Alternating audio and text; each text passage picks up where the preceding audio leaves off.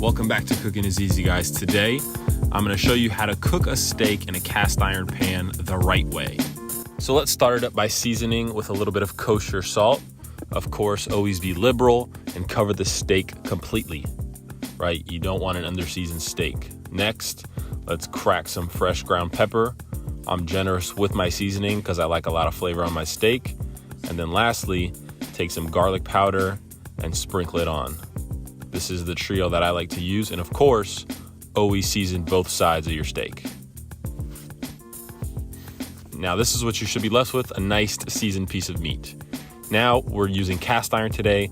Get that cast iron ripping hot. Preheat that thing for at least 5 minutes on medium to high heat. When it starts smoking, you know you're in the right place. Throw some olive oil in the pan. You can use canola, grapeseed oil. I like to use olive oil. That's just what I have laying around. Take your steak, and what we're gonna do here is sear the fat cap. So hold it for about 30 seconds to 45 seconds and really get a nice sear on that fat cap so you can render it down. This is what it should look like. Nice golden brown, and then lay it down flat on the pan. Make sure you have good contact with the cast iron. You want it pressed down, that way you're getting a nice even sear across the meat. If one side is up, you're gonna get an uneven sear and it's gonna cook unevenly. So you better make sure you press that baby down, spread the oil around, and get a nice even sear across the entire steak. Fast forward a couple seconds. It was here for about 2 minutes on this side, and then I flipped. So again, push down, nice even contact. Make sure the juices are spread around evenly. And you're gonna cook this steak total for about 8 minutes. So it's probably gonna be about 4 minutes aside for a medium rare inside. And this is what you should get, a nice even sear. And next, what we're gonna do after a couple more minutes is take about a tablespoon of butter, throw it in, grab another tablespoon of butter. And now what you're gonna do is baste this steak. So use a towel, cast iron gets hot. I was using my shorts.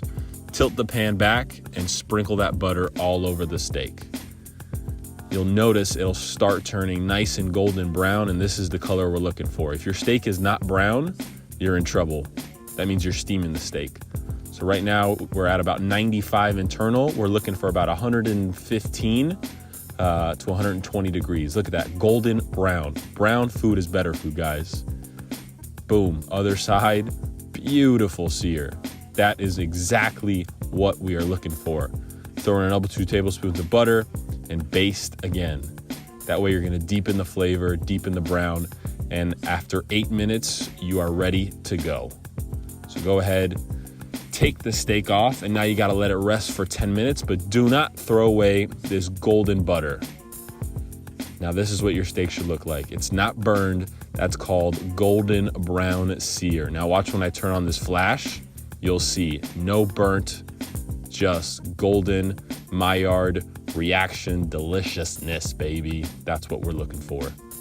So now we're gonna make a quick little side dish while our steak rests for 10 minutes. Take a zucchini, chop it up into about 1/2-inch squares. And now that leftover butter and all that fond in the pan, we're gonna put that to work. So just throw it in. You don't even have to season the zucchini because there's seasonings in the pan. Throw it on, crank that heat up, and just move it around so it doesn't burn.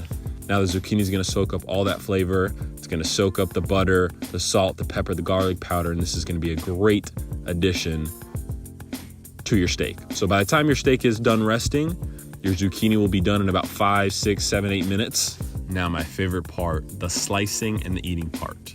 So after your steak is rested, juices are all settled in. What you're gonna do is slice the bad boy. This is a T-bone, so you'll slice the strip first, and then you will slice the filet after. You don't have to worry about cutting against the grain because this is already pre-cut against the grain. So all you're just gonna do is slice it into 1-inch pieces. Make sure you slice it not too thin, not too thick, bite-sized pieces. Look at that, perfect, beautiful, medium rare on this strip. Now let's head over to the filet. Filet was cooked a little bit more, but don't worry, it's still more tender than the strip, so you'll be fine. And look at that, still a lot of meat left off the bone. And if you guys don't mind, I'm gonna take a bite. God, it is so good. When you get a good crispy crust, you know you did this steak correct. So if you guys want to see more videos just like this, please like and subscribe. I crank out these videos every single week. You're going to be in a good place. We'll see you on the next one. Thanks, guys.